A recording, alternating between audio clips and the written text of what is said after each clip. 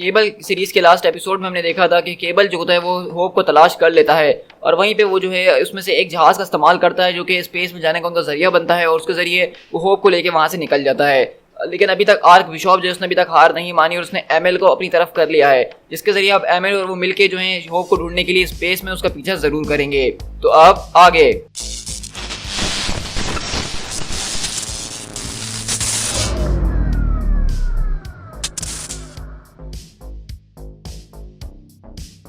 तो इसी तरह हम लोग यहाँ से स्पेस के अंदर शिफ्ट होते हैं, जहाँ पे हमें एमएल बताता है कि अगर तुम इस बारे में सोचते हो कि ह्यूमन बॉडी स्पेस के अंदर कितनी ज़्यादा फ्रेजाइल हो सकती है तो उसके बारे में सोचने की भी ज़रूरत नहीं है, वरना तो तुम अपना दिमाग ही खो डालोगे, क्योंकि वो एक ऐसी जगह है जहाँ पे एयर का नामो निशान नहीं है, वहाँ पे सिर्फ वैक्यूम मौजूद है। लेकिन इससे भी बड़ी वहाँ पे और मुश्किलें हैं, जैसे कि सोलर फ्लेयर्स जो कि तुम्हारी बॉडी को जो है बायोकेमिकल लेवल के ऊपर चेंज कर सकती हैं। ऐसे छोटे छोटे मेट्रॉइड्स हैं जिनका साइज एक चावल के दाने से भी छोटा है, लेकिन स्पेस के अंदर जब वो तुम्हें हिट करते हैं तो वो तुम्हारी शिप को, तुम्हारे सूट को, तुम्हारे दिल को, सबको बर्बाद कर सकते हैं। एंड देन ऑफ कोर्स वहाँ पे ऐसे एलियन ऑब्जेक्ट्स भी मौजूद हैं जिनके बारे में तो हमें कुछ पता ही नहीं है। उसी तरह हम इस जहाज के ब्रिज लेवल के ऊपर शिफ्ट होते हैं, जहाँ पे एक आदमी बोलता है कि तुम बार बार आके यहाँ पे नॉक क्यों करती हो, तुम्हें ये करने की जरूरत नहीं है, जरा रुको एक मिनट। तो वहीं से हम देखते हैं कि वहाँ पे कोई और नहीं बल्कि होप आती है, जिसको आप देख सकते हैं कि पहले से हमें कुछ ज़्यादा ही बड़ी लग रही है। तो वहीं से वो आदमी कहता है कि हाँ तुम्हारे अलावा यहाँ पे कोई आता भी नहीं है और मुझे ये समझ में नहीं आता कि तुम रोज़ रोज़ यहाँ पे क्या करने के लिए आती हो अपना टाइम वेस्ट करने के अलावा। तो होप कहती है कि ये तुम्हारा कोई बिजनेस नहीं है, इससे बाहर ही रहो। तो कहता है कि ठीक है, रोजाना की तरह सिर्फ 5 मिनट, और उसकी शुरुआत अभी होती है। तो वहीं से हम देखते हैं कि वो बोलती है कि मैं तुमसे बहुत ही ज़्यादा गुस्सा हूँ, और हम देखते हैं कि बेसिकली इन लोगों ने यहाँ पे केबल को जो है कैद कर लिया है, क्योंकि आप जानते हैं कि होप जो है इससे काफ़ी ज़्यादा गुस्सा थी कि जिस वजह से इसने एमएल को यहाँ पे छोड़ दिया था और अभी कुछ वजूहत की वजह से उन्होंने यहाँ पे केबल को कैद कर लिया है। तो केबल बोलता है कि इंटरेस्टिंग, वैसे गुस्सा तो मुझे तुम्हारे ऊपर होना चाहिए था, तुम्हें मेरे ऊपर नहीं। तो होप कहती है कि मैंने तुमसे कहा ना कि मैं स्लिप हो गई थी और मैंने उसके लिए सॉरी भी कहा तुमसे। तो केबल बोलता है कि ये तो काफ़ी बड़ा स्लिप था। तो कहती है कि मैंने कहा ना सॉरी, और वैसे भी ये मेरा फॉल्ट नहीं है कि मैं तुम्हें अलग अलग डिफरेंट नामों से बुलाती रहूं। तो वहीं से केबल बोलता है कि देखो मैं जानता हूँ कि तुम मुझ पर क्यों गुस्सा हो, तुमसे गुस्सा इसीलिए मुझ पर क्योंकि मैंने तुम्हारी दोस्त को पीछे छोड़ दिया। देखो मेरी तरफ, अगर हम उस दिन वहाँ पे रुक जाते तुम्हारी दोस्त को बचाने के चक्कर में तो हमारा पूरा का पूरा मिशन वो बर्बाद हो चुका होता, और ये एक ऐसी चीज़ है जिसको मैं किसी भी कीमत के ऊपर रिस्क नहीं कर सकता हूँ, और मुझे इस बात का बिल्कुल भी पछतावा नहीं है कि हम तुम्हारी दोस्त को वहाँ पे छोड़कर आ गए हैं। होप बोलती कि यही तो वजह है जिस वजह से मैं तुम पे इतना ज़्यादा गुस्सा हूँ। और अगले पल हम यहाँ से कंट्रोल ब्रिज के अंदर शिफ्ट होते हैं, जहाँ पे जहाज़ को कंट्रोल करके आगे जा रहे होते हैं। तो अचानक उनके मॉनिटर पे एक चीज़ आती है, तो वो कहता है कि व्हाट द हेल, आखिरकार ये क्या चीज़ है, क्या ये कोई प्लेनेट है। तो वहीं से वो आदमी कहता है कि मुझे इस बारे में नहीं पता, मैंने कहा ना हो सकता है कि ये प्लेनेट हो या हो सकता है कुछ और भी क्यों ना हो, क्योंकि तुम जानते हो कि हमारा पूरा का पूरा नेविगेशन सिस्टम जो है वो तो बर्बाद हो चुका है, हमें नहीं पता इस वक्त हम कहाँ जा रहे हैं और कहाँ नहीं जा रहे हैं, और इसी वजह से हम स्पेस के अंदर खो चुके हैं। तो वहीं से कैप्टन बोलता है कि आखिरकार ये सब किसने किया है। तो कहता है कि और कौन करेगा, हमारे इम्पोस्टर कैप्टन ने करा है, और किसने। और इस तरह यहाँ पे बेसिकली वो लोग केबल की बात कर रहे हैं, उनको ये पता चल चुका है कि केबल अपने आप को स्ट्राइफ बता रहा था, वो स्ट्राइफ है नहीं, और इसी वजह से उन लोगों ने उसको कैद कर दिया है यहाँ पे। तो वहीं से वो आदमी बोलता है कि मेरे ख्याल से हमें उस इम्पोस्टर को छुटवा लेना चाहिए, क्योंकि उसके पास कुछ पावर्स हैं जिसके जरिए अगर कोई खतरा होगा तो हम बच के रह सकते हैं। लेकिन कैप्टन बोलता है कि नहीं, वो यही चाहता है कि हम उसके पास जाएं और उससे भीख मांगें, लेकिन मैं उससे भीख बिल्कुल भी नहीं मांगने वाला हूँ, बल्कि हम चाहें तो उसकी लड़की को इस्तेमाल कर सकते हैं उसके खिलाफ। लेकिन अगले पल हम देखते हैं उनके जहाज के ऊपर एक जोरदार उनको झटका महसूस होता है, और वहीं से अगर हम बाहर देखें तो हम देख सकते हैं कि इनकी शिप के साथ आके एक और कोई शिप नजर आ रहा है जिसने उनको टक्कर मारी है। तो कैप्टन पूछता है कि आखिरकार ये क्या चीज़ है। तो कहता है कि हमें नहीं पता, इसके जरिए हमारे पूरे मॉनिटर्स भी डिस्ट्रॉय हो चुके हैं, अब हम कुछ देख भी नहीं सकते हैं। तो कैप्टन बोलता है कि जरा एक मिनट, ये आवाज़ किस चीज़ की है। तो वहीं से वो आदमी बोलता है कि लग रहा है कि ये जो कोई भी चीज़ है ये हमारी शिप के साथ डॉक करने की कोशिश कर रही है। तो कैप्टन बोलते हैं कि डॉक हमारी शिप के साथ, वेल उनको रोको फिर जाके। तो कहता है कि लेकिन हम कैसे रोके, ये जहाज एक पीसफुल ट्रांसपोर्ट है कॉलोनाइजेशन के लिए, इसके अंदर कोई वेपन या डिफेंस सिस्टम मौजूद नहीं है जिससे हम उनसे मुकाबला कर सकें। तो वहीं से वो दूसरा आदमी बोलता है कि कैप्टन मैं आपसे फिर कहूँगा कि हमें उस इम्पोस्टर को यहाँ पे बुला लेना चाहिए, वही हमारी मदद कर सकता है इस तरह के खतरे के अंदर। तो कैप्टन बोलते हैं कि नहीं, चाहे कुछ भी हो जाए मैं उसको नहीं बुलाने वाला हूँ, ये जो कुछ भी है हम उससे खुद ही मुकाबला करेंगे। वेट, मैं इस शिप को रिकॉग्नाइज कर चुका हूँ, हमें जो है हथियारों की जरूरत है, हमारे पास कितने हथियार मौजूद हैं। तो कहता है कि हमारे पास कोई भी हथियार मौजूद नहीं है कैप्टन। लेकिन वहीं से हमें एमएल बताता है कि हम में से किसी ने इस बारे में नहीं सोचा था, ना ही हम इस बारे में पूरी तरह से कॉन्फिडेंस है कि ये डॉकिंग मैकेनिज्म जो है काम करेगा, क्योंकि हमने सिर्फ इसको एक ही बार टेस्ट करा था और उसके दरमियान हमारे बहुत ज़्यादा लोग मारे गए थे। लेकिन बाय सम मिरेकल हम दोनों के जहाज़ के बीच सील बनाने में कामयाब हो गए। हमारे पास वो वेपन्स मौजूद थे जिसको हमने कैलिब्रेट करा था ह्यूमन को डिस्ट्रॉय करने के लिए, ना कि मेटल को डिस्ट्रॉय करने के लिए, और इसी वजह से ये वेपन्स को यहाँ हम शिप के अंदर आसानी से चला सकते हैं, इससे कोई नुकसान नहीं होगा। और इसी तरह हम देखते हैं कि बेसिकली ये जहाज़ किसी और का नहीं है, बल्कि ये बिशॉप का जहाज़ है। ये वही दूसरा जहाज़ है जो कि वहाँ पे आधा रह गया था और बिशॉप इसको कंप्लीट करके इनका पीछा करते करते स्पेस में पहुंच गया है। तो मतलब आप देख रहे हैं कि बिशॉप की जो मोटिवेशन है वो कितनी ज्यादा हाई है कि वो स्पेस तक जो है उसका पीछा करने के लिए आ गए होप के लिए।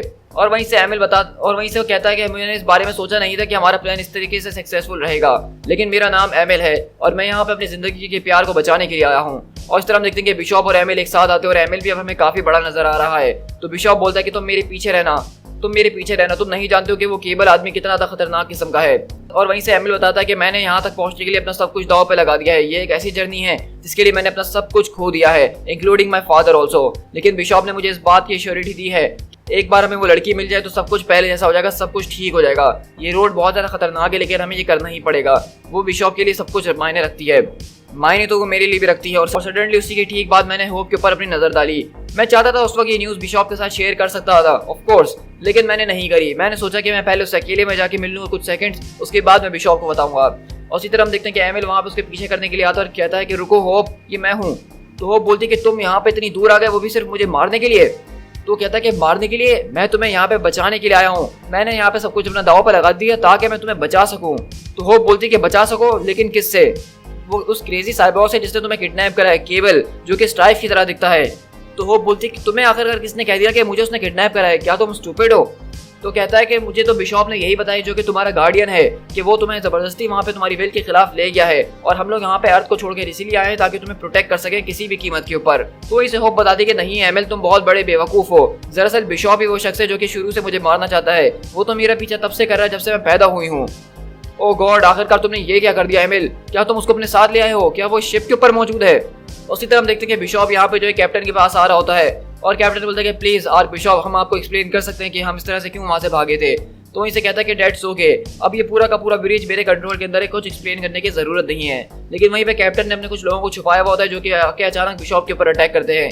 लेकिन बिशॉप उन सबको ब्लास्ट करके दूर करता है और कहता है तुम चाहो मुझसे सब कुछ ले जाते, लेकिन तुम्हें मुझसे वो मेरी छोटी बच्ची नहीं ले जानी चाहिए थी। अब मैं उस बच्ची को फौरन से देखना पसंद करूंगा। और इसी तरह हम ब्रिज के अंदर शिफ्ट होते हैं। यहाँ पे केबल को यहाँ पे कैद किया गया है और वो यहीं पे गार्ड से बोल रहा होता है कि तुम मुझे यहाँ से छुड़वा दो, मैं तुम्हारी मदद कर सकता हूँ। लेकिन वो गार्ड उसको छोड़ नहीं रहा था।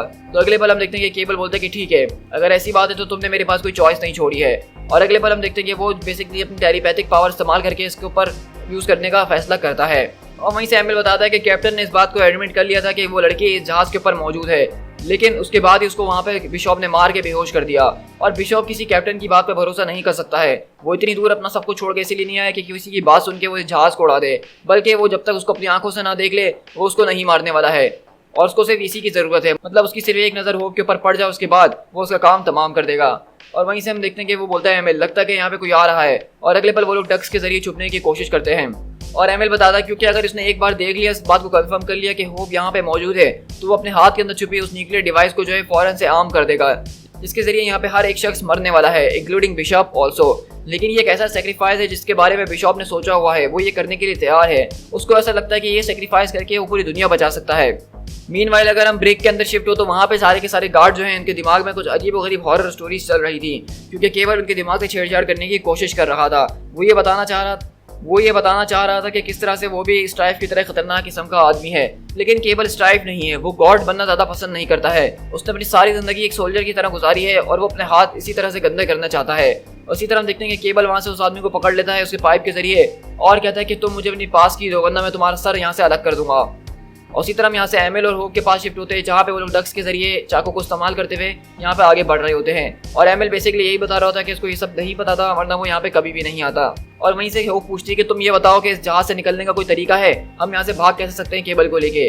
तो एमिल बताता है कि बिशॉप ने मुझसे हमेशा यही कहा है कि ये एक वन वे ट्रिप है, जो मैकेनिज्म हमने इस्तेमाल करा है इसके जरिए अब हमारी शिप्स बेकार हो चुके हैं, अभी हमेशा इसी तरह से जुड़े रहने वाले हैं। और अगर मुझे इस बारे में पहले पता होता तो शायद मैं कोई जुगाड़ निकाल के रखता, लेकिन अब मुझे सब कुछ जाके पता चल रहा है। और हम उसके बाद इसी तरह इस स्टील कॉफिन के अंदर आगे बढ़ते रहे, ऐसा लग रहा था कि टाइम कभी खत्म ही नहीं हो रहा है। मैं ये जरूर कहूंगा कि इन सब के बीच भी मुझे काफी अच्छा लग रहा था, क्योंकि एटलीस्ट मैं होप के सामने था और हम दोनों एक साथ जरूर थे। मुझे वो पुराने वक्त याद आ गए जब हम छोटे हुआ करते थे और सारा दिन बातें किया करते थे। और इसी तरह से हम देखते हैं कि वहीं से एमिल बोलता है कि मैंने तुम्हें काफी मिस करा होप। तो वहीं से होप बोलती है कि ठीक है पीछे मुड़ जाओ, तुम्हारी मुंह से बदबू आ रही है। तो वहीं से एमिल बोलता है कि मैं सच कह रहा हूँ। तो वो बोलती है कि वो तो मैं भी कह रही हूँ। तो वहीं से वो बोलती है कि चलो मेरे ख्याल से हमें यहीं से नीचे निकलना चाहिए, केबल इसी तरफ होगा, हम उसको जाके रेस्क्यू करते हैं।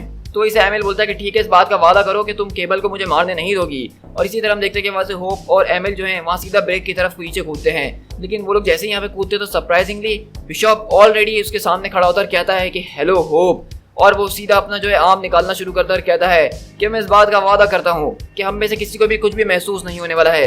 लेकिन अगले पल वहीं पे एमिल जो है वो हीरो बनता है और अपना चाकू सीधा जो है बिशॉप के हाथ में से घुसाते हुए उसको सीने में घुसा देता है और कहता है कि यू लाइंग बास्टर्ड। वो वहीं से कंट्रोल रूम के अंदर शिफ्ट होते हैं जहाँ पे वो बताता है कि सर यहाँ पे एक और चीज जो है हमारी तरफ आ रही है।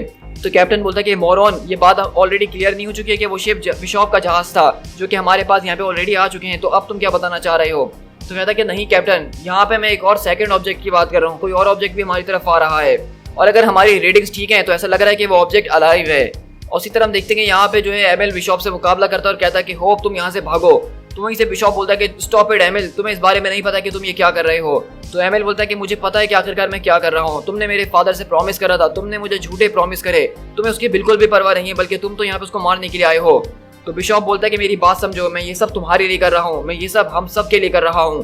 तो वहीं से एमिल बताता है कि ये उसकी आखिरी बात थी, वो जो मुझे याद थी इससे पहले कि उसने मुझे जोर से मार के बेहोश ना कर दिया हो। अब मुझे इसके बाद कोई आइडिया नहीं था कि हम एनाइलेशन के कितना ज़्यादा करीब हैं, हम में से किसी को भी नहीं। और अगले पल हम देखते हैं कि केवल यहाँ पे जो है वो आज़ाद हो चुका है और यहाँ पे आ रहा होता है होप की तरफ। और वहीं अगले पल बिशॉप जो है वो अपना बटन दबा रहा होता है, लेकिन जैसे ही वो बटन दबा रहा होता है तो अचानक एक जबरदस्त किस्म का झटका उनके पूरे के पूरे जहाज को महसूस होता है और हम देखते हैं कि बेसिकली उनके पूरे के पूरे जहाज को एक तरह की एनर्जी जो है वो ढक लेती है।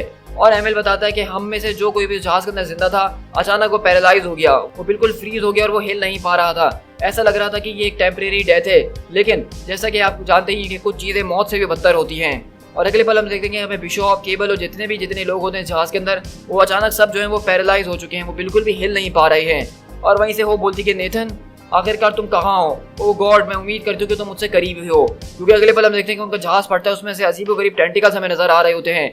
और वहीं से एमिल बताता है कि बिशॉप सिर्फ अकलौता शख्स नहीं था जो कि उस लड़की के अंदर इंटरेस्टेड था, बल्कि ऐसे और भी बहुत ज़्यादा लोग हैं जो कि उसके अंदर इंटरेस्टेड हैं। और इसी तरह हम देखते हैं कि यहाँ पे कोई और नहीं बल्कि जो ब्रूड स्पीसीज है उन लोगों ने इस जहाज के ऊपर हमला कर दिया है। To be continued.